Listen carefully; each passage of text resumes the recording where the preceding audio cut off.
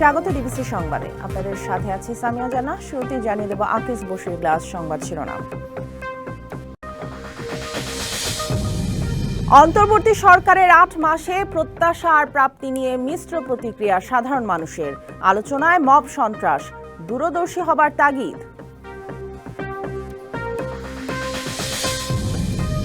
নির্বাচনের ডামাডোল না বাজলেও ২৯০ আসনের প্রার্থী প্রায় নিশ্চিত জামায়াতের। তৃণমূল নেতাদের গোপন ভোটে চূড়ান্ত হয়েছে সব। হত্যা, ডাকাতি, দস্যুতা সহ নানা অপরাধ বেড়েছে রাজশাহী বিভাগে। নিয়ন্ত্রণে বৈষম্য দূরের পাশাপাশি বন্ধ কারখানা চালুর তাগিদ। চলতি অর্থবছর শেষে বাংলাদেশের জিডিপির প্রবৃদ্ধি হতে পারে ৩.৯%। আগামী বছর ছাড়াতে পারে ৫%, এডিবির পূর্বাভাস।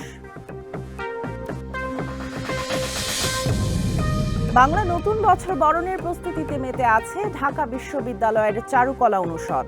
এবারের শোভাযাত্রার প্রতিপাদ্য নববর্ষের আহ্বান, ফ্যাসিবাদের অবসান।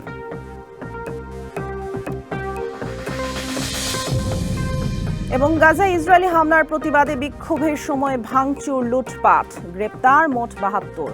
উপত্যকাটিতে হামলায় নিহত আরও ২৬।